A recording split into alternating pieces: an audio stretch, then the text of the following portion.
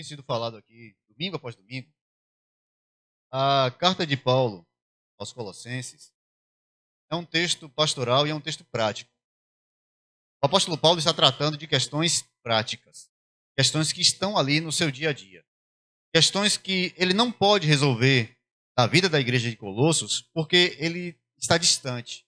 Ele está em Roma, quilômetros e quilômetros de distância da cidade de Colossos, onde esses irmãos estavam vivendo. Tem a preocupação aqui de conduzir os irmãos no caminho correto. Mas mais do que isso, como todo pastor deve ser e deve fazer, Paulo está tentando, mesmo de longe, defender as ovelhas que o Senhor colocou sob seus cuidados. Ele está tentando, mesmo de longe, orientar estas ovelhas, ensinar a eles a ouvirem a voz de Cristo e não ouvirem as vozes estranhas que estão cantando ao seu redor. Especificamente aqui, nesse texto, o apóstolo Paulo começa a falar com os irmãos com relação à vida deles. É o que significa estar em Cristo. E como eles deveriam cuidar para que essa vida deles em Cristo não fosse prejudicada por causa das coisas que eles estão ouvindo ao redor deles. Meus irmãos, quando a gente fala em Jesus como Senhor, eu sei que não vou fazer apelo aqui hoje não, mas eu não vou nem perguntar, nem pedir aos irmãos que levantem a mão, mas assim, eu entendo e eu creio que todos que aqui estão, conhecendo os irmãos como eu conheço, todos que aqui estão confessam a Jesus como Senhor. Dizem serem cristãos. Alguns dizem que são evangélicos apenas, né? Mas a maioria entende que é cristão. Dizem que são seguidores de Cristo, são discípulos de Jesus. Como tal, assumem uma responsabilidade com relação à sua vida diante do mundo. Ou seja, eu não vivo como os demais porque eu não sou como os demais. E aqui, irmãos, eu não tenho nenhum problema em dizer isso. Não tenho problema nenhum com essa questão de politicamente correto. A igreja de Cristo não foi chamada para ser igual. Ela foi chamada para ser diferente. Somos chamados para sermos diferentes. Somos chamados para andarmos em caminhos diferentes. Na verdade, nós somos chamados para andar na contramão de toda a cultura. Como alguns pensadores cristãos costumam dizer, nós estamos na contracultura. Nós estamos na contramão de tudo que o mundo caminha. E Paulo chama a atenção dos irmãos, porque agora eles estão sendo guiados por Cristo, como servos de Cristo, como ovelhas desse pastor, mas ao redor deles há dezenas, centenas, milhares de vozes que falam coisas diferentes das que Cristo fala. Então, Paulo começa a exortação que ele vai fazer aqui, e lembre-se, nunca a exortação de Paulo tem o propósito de entristecer os irmãos ou de lançar um peso, um jugo sobre os irmãos. Pelo contrário, a proposta do apóstolo Paulo, o desejo do apóstolo Paulo, o propósito final do pastor Paulo é de que aqueles que lhe ouvem compreendam a imensidão da graça de Deus e passem a viver por causa desta graça. Então Paulo diz, ora, versículo 6, como recebestes a Cristo Jesus, o Senhor, assim andai nele. Primeiro ponto que você deve observar é que Paulo diz, assume, ele afirma, irmãos, como vocês receberam a Cristo Jesus, o Senhor. Ou seja, Paulo está dizendo, vocês assumiram que são servos de Cristo. Vocês, ao serem introduzidos na igreja, assumem que são servos do Senhor Jesus. Como servos do Senhor Jesus, vocês então assumem que andam nos passos dele, caminham no caminho dele. Vocês são orientados pelo pastor desse grande rebanho, que é o Senhor Jesus. Então vocês ouvem a voz dele. Então ele diz, como vocês receberam, e receber aqui não é aceitar Jesus, não é levantar a mão. Quando ele diz aqui, vocês receberam Jesus, ele está dizendo, como vocês um dia compreenderam o Evangelho, assumiram o Evangelho como a forma de vida de vocês, como vocês um dia ouviram Jesus chamar vocês, e agora vocês se apresentam como discípulo dele, como vocês agora têm sobre vocês a marca de Cristo, então agora vocês devem andar nele. E andar nele como?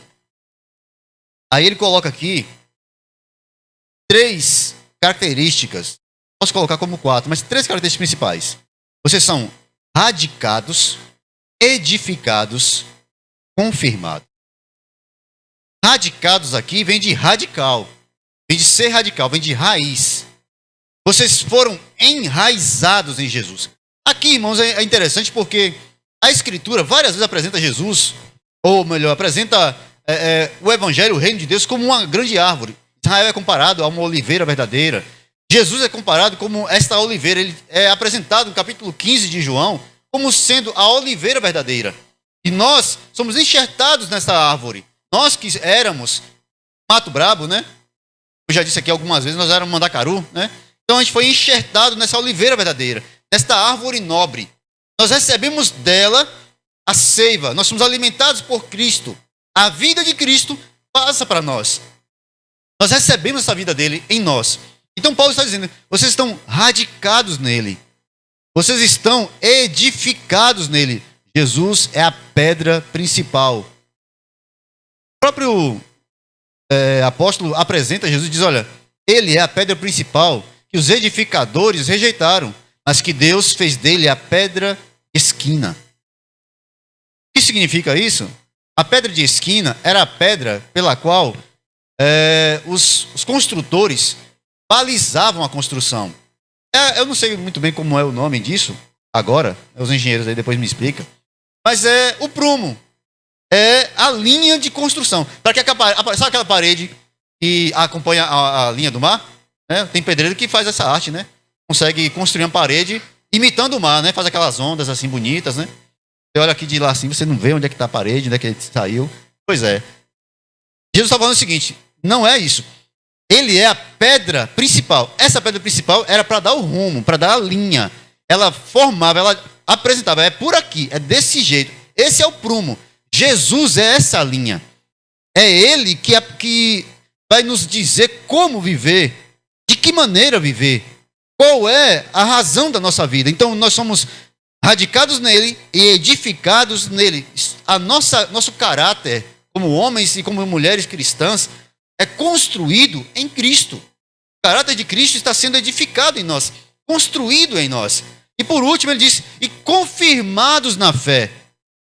Irmãos, essa confirmação na fé não é uma confirmação nossa, é a confirmação do próprio Jesus. Porque é assim que o texto depois vai dizer. Porque ele arrancou a condenação que era nossa, cravando-a na cruz. Não há mais condenação para nós. Então, nós somos confirmados na fé em Cristo. Então, Paulo diz, ora, se vocês são tudo isso que eu estou dizendo, e além de tudo isso, vocês crescendo como edifício de Cristo, como servos de Cristo, como aqueles que assumem a Cristo, além disso, vocês devem fazer todas essas coisas com ações de graça. Ou seja, quando nós olhamos para quem éramos, quem somos e como Deus fez, isso deve gerar em nós gratidão. Isso deve gerar em nós um sentimento de alegria, a palavra que Paulo usa aqui no original é eucaristia, que é agradecer pela graça. É ser grato a Deus pela graça que ele derramou sobre nós. É ser grato a Deus por toda a misericórdia que ele demonstrou a nós.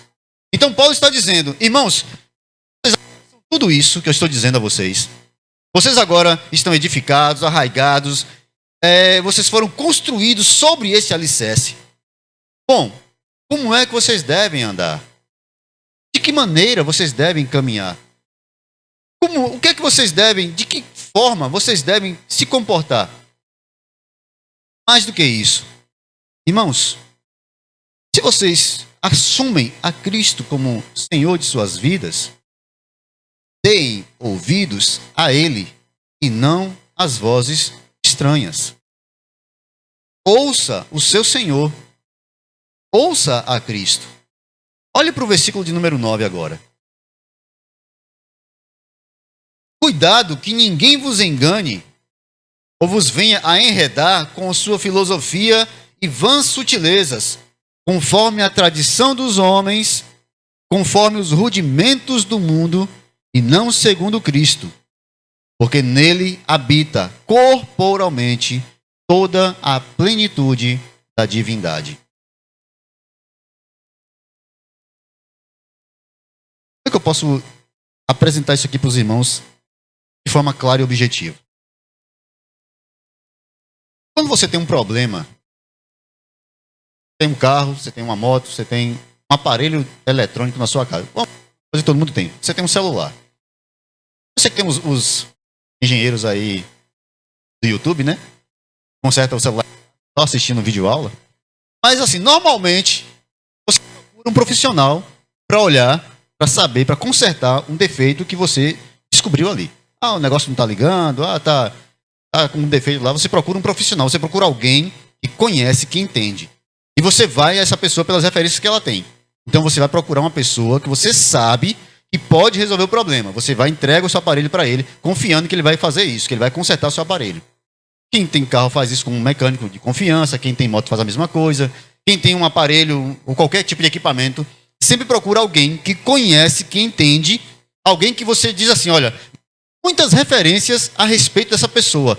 Logo, essa pessoa é capaz, ela tem condição de me ajudar ou de consertar o problema. Mesmo que depois você descobre que não era, né? Mas tudo bem. Você foi porque você entendeu que ele tinha essas características. Ele tinha know-how. Ele tinha capacidade. Ele foi muito bem informado. Paulo está dizendo aqui o seguinte. Meus irmãos, vocês conheceram a Cristo. Vocês foram apresentados ao Senhor Jesus. Vocês têm o Evangelho na mão de vocês. A Bíblia está aí. Todo mundo tem. Quem não tem é só baixar lá no Play Store. Está lá.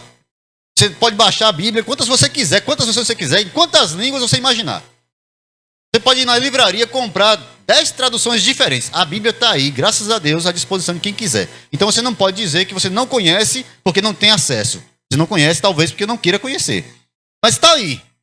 Você, de alguma forma, ouviu centenas de sermões ao longo de sua vida. Então você já ouviu, você já conhece. Mas na hora de viver a vida prática, você acha que o Evangelho não tem resposta? Que Jesus não é suficiente? Que o que ele tem para nós é a vida eterna no céu. Aqui na terra ele não se mete.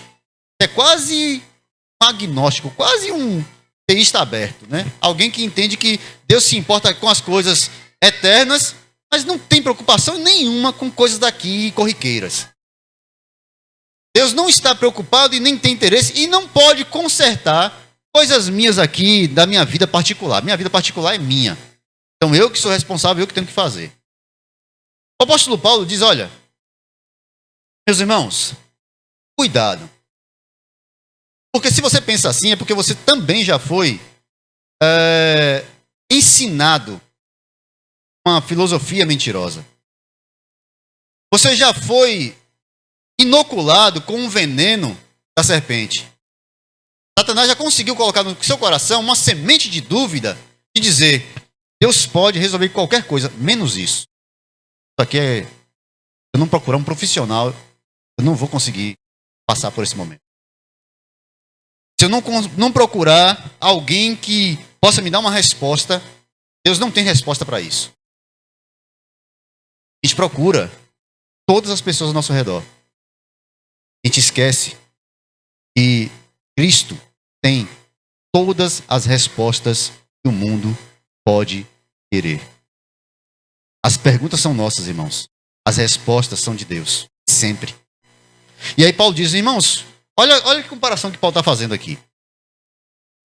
Vocês estão dando ouvidos a vãs filosofias e sutilezas conforme a tradição dos homens. Ou seja, os homens vão construindo uma série de conhecimentos tradicionais humanos e dentro desse conhecimento tradicional e humano, ele vai formando as respostas para a sua vida. Aí vai dizendo, você só é feliz se fizer isso, fizer aquilo, 10 passos para a felicidade, 5 passos para a prosperidade, 20 passos para uma vida feliz, amanheça com Deus, amanheça com felicidade, vá dormir com prosperidade, ser próspero e por aí vai. Tome banho 4 horas da manhã para ser uma pessoa vitoriosa. E por aí vai esse negócio. Manual do homem vitorioso, manual da mulher vitoriosa, manual do homem de oração. Um monte de manual. Eu acho que nem o manual faz isso, mas tudo bem. Aí você vê um monte de regras e de coisas e de orientações para a sua vida diária. Você só não faz a única coisa que deveria fazer. Falar com Deus a respeito do seu problema, dos seus defeitos e ouvir o que Ele tem a dizer a respeito disso. Você vai a todos os lugares, menos a Escritura. Você ouve todo mundo, menos o que Deus diz na sua palavra. Todos os especialistas têm alguma coisa para dizer, menos o Senhor. Paulo diz, irmãos, vocês estão presos aos rudimentos do mundo. E quando Paulo fala de rudimentos, ele está falando aqui de tradições. Meus irmãos, eu nunca vi uma raça igual humano para criar caminho para você conseguir as coisas. Regra. Gente, é impressionante como as pessoas têm facilidade para criar regras. Todo mundo precisa de regra. Quem não tem regras na sua vida tem algum problema. A gente vive sob lógico. Nós somos pessoas que estão debaixo de lei. Mas, irmãos, os fariseus, eles tinham a Escritura. Mas eles inventaram 360 mandamentos além daqueles que estavam na Escritura.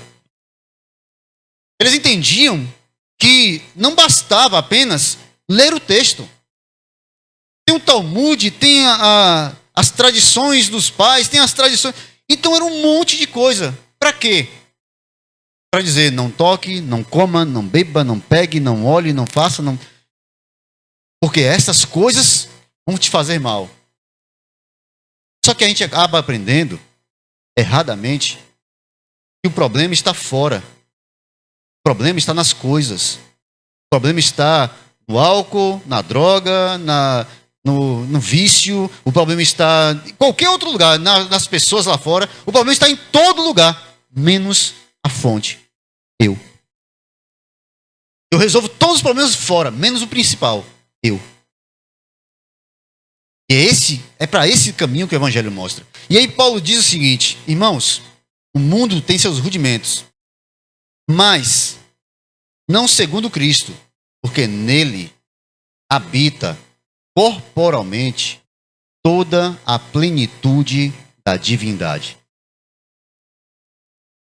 Deixa eu tentar trazer para descer um pouquinho do nível de Paulo, porque Paulo tem comparação. Então deixa eu descer um pouquinho. Paulo está dizendo o seguinte: se você tem acesso ao maior, melhor, incomparável especialista sobre sua vida, por que você está procurando outro? Se você tem acesso ao Pai, por que você insiste em procurar aquilo que não é Ele? Se você tem acesso a Cristo, por que você vai para outros caminhos, ouvindo os conselhos, cuidado, tentando se justificar, baseado nas coisas que o mundo, que os homens, que as tradições constroem, e não segundo Cristo. Havia muitos costumes, haviam muitas leis, havia muita coisa, mas as pessoas olhavam para tudo isso e se esqueciam da essência. Cristo, irmãos, como Senhor. Cristo como aquele que nos conhece perfeitamente.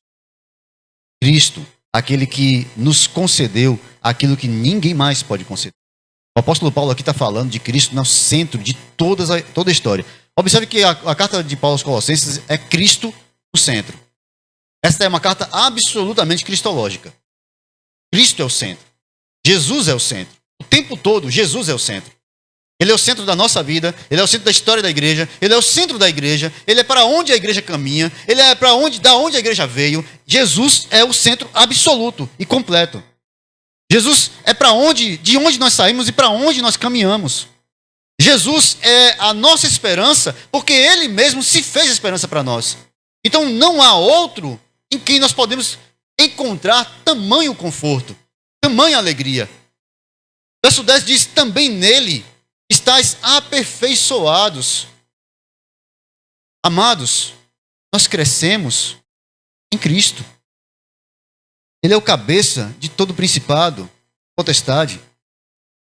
Nele também fostes circuncidados, não por intermédio de mãos, mas no despojamento do corpo da carne, que é a circuncisão de Cristo, tendo sido sepultados juntamente com ele no batismo, no qual igualmente fostes ressuscitado mediante a fé no poder de Deus.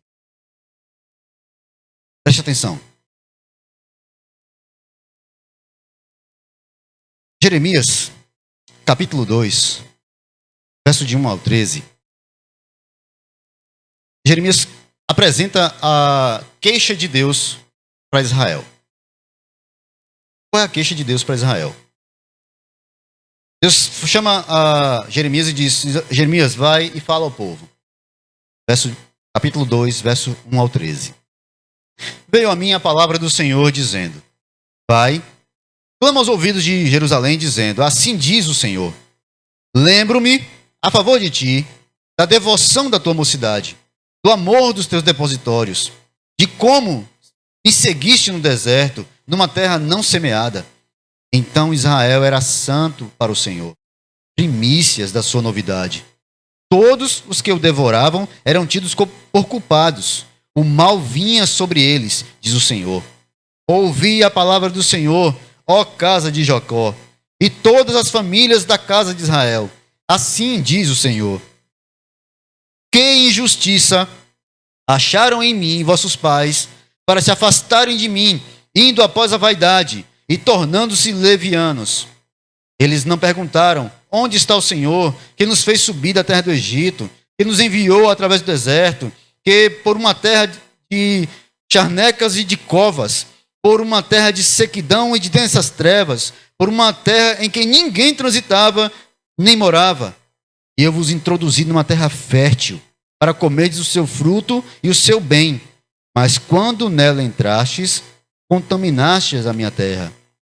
Trança, fizestes uma abominação. Os sacerdotes não disseram: onde está o Senhor? E os que tratavam da lei não me conheceram. E os governadores prevaricaram contra mim.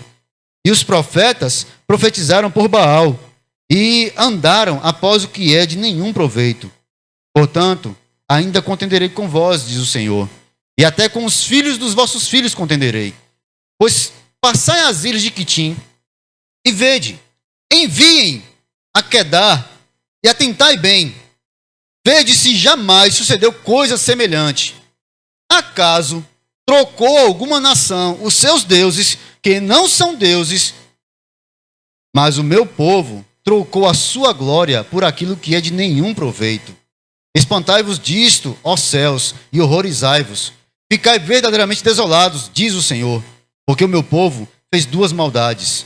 A mim me deixaram manancial de águas vivas e cavaram para si cisternas nas rotas e não podem reter as águas.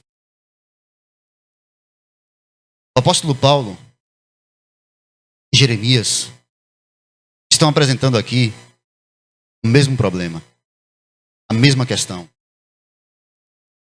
Tendo nós conhecido a Deus, nos voltamos para outras fontes em busca de completude, de alegria, de paz, de satisfação. Tendo conhecido a Deus, procuramos nos auto-justificar. E é isso que Paulo combate aqui. Tentamos agradá-lo, sendo que não há mais coisa alguma, sacrifício nenhum a ser feito. Mas a gente sempre entende que há algo a mais para ser feito, no sentido de um sacrifício, de um tipo de... nós precisamos fazer alguma coisa para que Deus se agrade de nós. Quando tudo que Deus nos chama para ser é santidade e devoção a Ele. Santidade, irmãos, já é um resultado da vida com Deus, de andar com o Senhor, de estar com Ele. A vida de santidade já é um resultado daqueles que caminham com o Senhor. Jeremias acusa o povo de Israel de, tendo o Senhor Deus como seu Senhor e como guia no deserto, vai procurar Baal, Astarote, Acera, deuses das terras, os costumes das terras. Nós, Paulo chama atenção para não estarmos voltando os nossos olhos para os rudimentos, para o pensamento, para as bases da formação do pensamento desse mundo. Eu sei que a gente acha muito bonito, e como eu já falei aqui algumas vezes, a retórica é maravilhosa. Filosofia é um negócio lindo. E as pessoas podem nos convencer de muita coisa, inclusive de coisas que nós não queremos ser convencidos. Mas, amados irmãos, nenhum conhecimento, nenhum entendimento, nenhuma terapia, absolutamente nada pode te conceder aquilo que Deus dá. Ninguém pode fazer no homem aquilo que Deus faz. Ninguém. Ninguém pode construir no homem um novo caráter que Deus faz. Ninguém pode pegar um vaso quebrado e transformá-lo em um vaso novo, como Deus faz. Quando eu era criança, tinha aqui na cidade, acho que eu posso falar, né? Não sei. Depois se eu tomar um processo aí. Mas tinha aqui na cidade, era conhecido por todo mundo, um jovem que era delinquente, todo mundo sabia disso, e que foi apelidado de Acabamundo. Era um menino que todo mundo conhecia. Quem estava ali no Joaquim Romão, na feirinha, todo mundo conhecia, porque ele andava a cidade toda. E era complicado. Ele era temido, até pelos meninos mais velhos do que ele. Eu acho que na época ele devia ter uns 13 para 14 anos, ele tinha aproximadamente 17 anos, 16 para 17 anos. Mas desde os 13 anos, ele era um menino complicado. Um dia, aqui da cidade, bem conhecido também, teve pena dele, né? Olhou aquele menino daquele jeito, vivendo daquele jeito, já tinha sido levado para a FEBEM, voltou pior do que tinha ido, uma confusão danada. E aí o pessoal falava, sabe, isso aí só vai completar a maioridade para morrer. Ele tendo pena, olhando para aquele jovem, tendo misericórdia, pegou esse menino, levou para casa. Cuidou dele como se fosse filho dele. Deu uma nova vida para ele. Deu tudo que ele queria, que ele precisava. Educação, uma casa. Foi cuidado entre as pessoas ali da família, da igreja, entre as freiras. Foi separado completamente daquele mundo antigo que ele vivia. Não me lembro muito bem quanto tempo passou. A única coisa que eu me lembro dessa época, eu lembro que ele sumiu um período muito longo. Aí as pessoas falavam, não, ele está na casa do padre, está vivendo lá e tal, graças a Deus, foi recuperado. Só me lembro que depois de bastante tempo, a gente soube, tá aí de novo. Está pior do que antes. O negócio está sério, está feio. Um dia que eu não me lembro muito bem de que festa era, se era a festa de Santo Antônio, se era uma festa dessas daqui da cidade tradicionais. Ele foi morto em praça pública. E todo mundo falou, era o fim mesmo que se esperava para esse jovem. Onde eu quero chegar com isso? Eu não estou dizendo, irmãos, que o ato do padre foi errado. Pelo contrário, louvo a atitude dele. Foi misericordioso. Mas o erro, talvez, seja no fato de que não compreende que a natureza humana não pode ser transformada por mecanismos humanos. Mecanismos humanos não mudam a natureza humana. Mecanismos humanos não mudam o mal que há no interior do homem. Mecanismos humanos podem maquiar, podem fazer com que aquela pessoa aparente ter um comportamento diferente. E ele até aprende. Os behavioristas gostam muito disso, né? Vamos treinar o comportamento dele para que ele tenha um comportamento diferente. Ele muda de comportamento, mas a natureza é a mesma. A natureza continua sendo a mesma. Ele continua com os impulsos lá fortes dentro dele. Diferente de Cristo e diferente do que Paulo mostra claramente aqui, nós não podemos confiar em mecanismos, em formas, em modelos humanos, em tentativas, em políticas, em qualquer outra coisa para transformar o homem. Por quê? Porque, meus irmãos, no final, quem transforma, quem muda quem arranca esse caráter corrompido e perverso e coloca no homem um coração novo, um caráter novo, é Cristo. Por quê? Porque Ele é divino.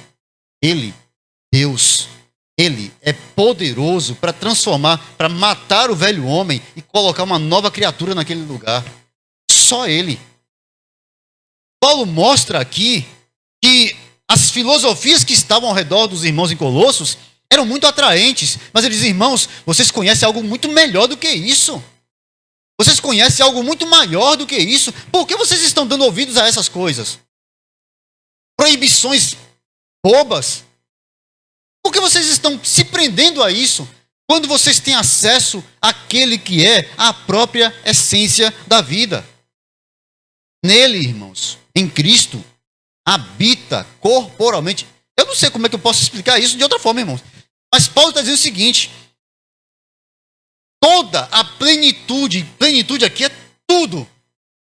Tudo que se pode de conhecer de Deus, tudo que Deus quer mostrar para nós, está em Cristo. Não estava, não, está. Ele nos mostra aquilo que é impossível ao humano cego no pecado ver. Ele abriu os teus olhos para ver isso. Ele te mostrou estas coisas. Ele abriu teu entendimento para compreender as coisas. Então, como você pode pensar ou passar na nossa cabeça de alguma forma que as filosofias basicamente humanas, que tentam consertar o homem pelo homem, são capazes de nos dar a resposta que Deus não tem? Jamais. Nunca.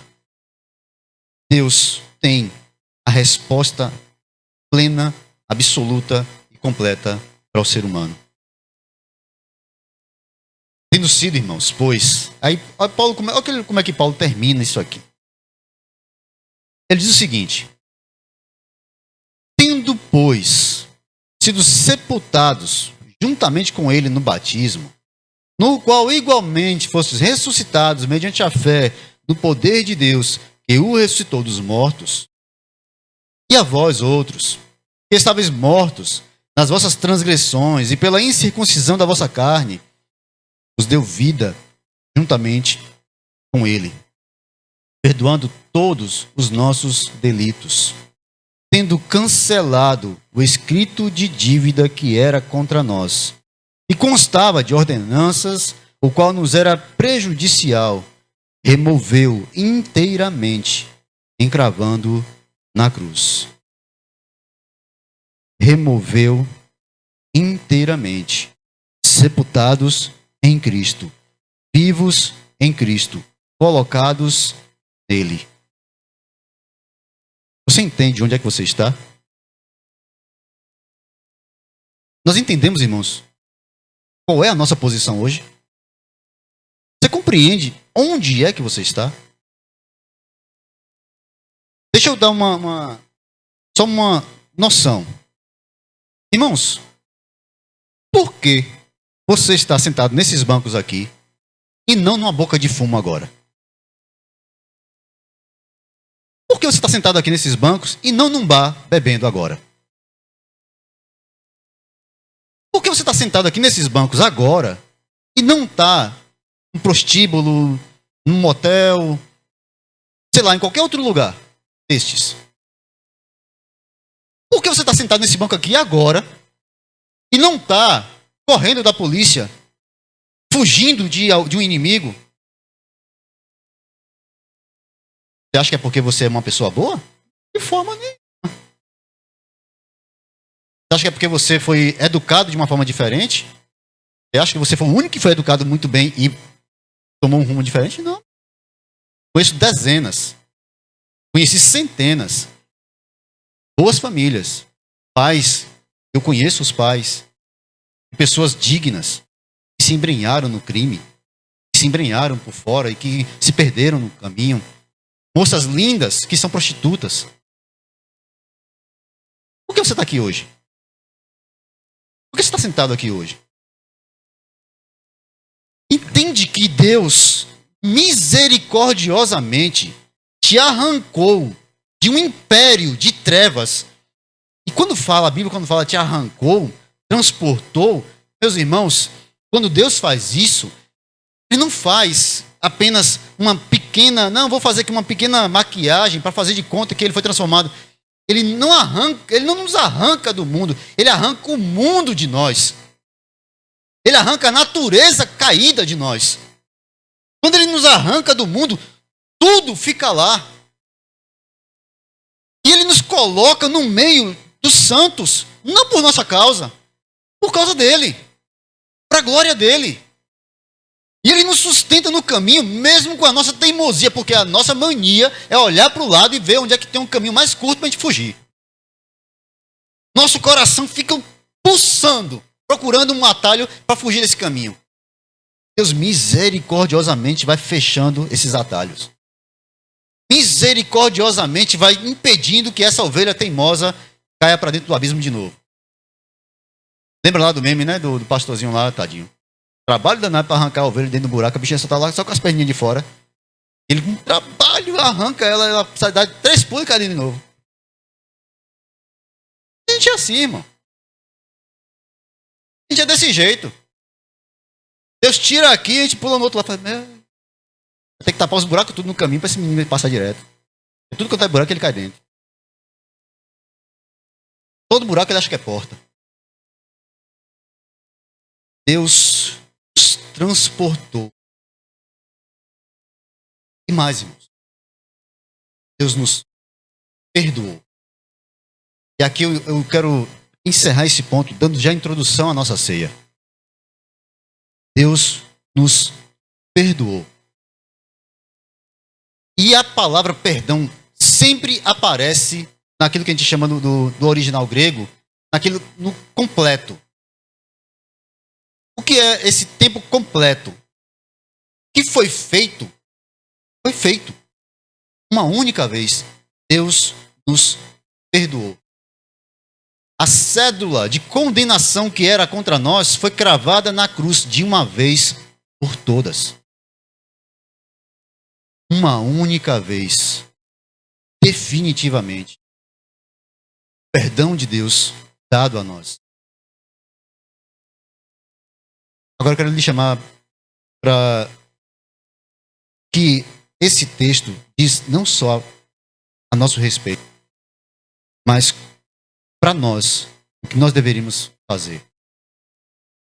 Essa carta de Paulo é escrita aos Colossenses, e em Colossos há um irmão chamado Filemon. O irmão Filemon tem um escravo chamado Onésimo. Não tenho culpa se você deu ouvidos aí a história dos historiadores, né, da UESB, que só fala de escravidão de um jeito, não fala do outro, né? O irmão Filemon tinha um escravo. Isso era comum no mundo antigo. Quando ele tinha esse escravo lá, Onésimo foge. E onde é que Onésimo vai parar? Na prisão, na cela de Paulo. Vai preso junto com Paulo. Paulo evangeliza Onésimo. Ganha Onésimo. Onésimo é convencido pelo evangelho. Onésimo se converte. Paulo então vai escrever. Agora você imagine o seguinte. Está Onésimo e Filemon sentados no banco da igreja, como vocês estão aqui. Filemon está injuriado com Onésimo, porque é o escravo dele que fugiu, deu um trabalho danado, é complicado. Mas eles estão sentados na igreja como irmãos em Cristo. Isso só a igreja fazia. Só a igreja cristã tinha esse poder de colocar escravos como bispos, como era o caso de um bispo da igreja antiga, e o senhor dele, como membro da igreja, sentado, ouvindo e se submetendo à sua autoridade. Só a igreja cristã fazia isso. Estava Onésimo e Filemon sentados no banco. E chega a carta aos Colossenses para ser lida na igreja. Era lida para todo mundo ouvir, como os irmãos estão ouvindo aqui agora. Aí Filemon ouve Paulo dizer a respeito desse perdão completo e absoluto que Deus deu a todos nós. Ouve Paulo falar sobre essa cédula de condenação que era contra nós e que uma vez por todas foi cravada na cruz. Ouve Paulo falar de um perdão completo e absoluto que nos foi concedido. Como é que Filemon deve se sentir em relação a Onésimo? Qual é a atitude de Filemon em relação a Onésimo? Perdão, irmãos. Perdoar. E o perdão que Deus nos concede, que Ele nos convoca a imitá-lo, é aquele perdão que não lança em rosto. É aquele perdão que lança no mar do esquecimento toda a afronta. Isso é humanamente impossível. Eu sei que é humanamente impossível, por isso que não é humano, é divino. Eu não fui lá pedir perdão a Deus e Ele me perdoou. Ele me perdoou quando eu ainda era um pecador. Ele me perdoou, como diz o texto, Cristo morreu por nós quando nós ainda éramos pecadores. Ele nos perdoou quando nós ainda estávamos ofendendo a Ele. Quando nós ainda éramos inimigos da cruz. Quando nós ainda estávamos insistindo no pecado e dizendo, eu não tenho nenhuma satisfação a lhe dar a Deus.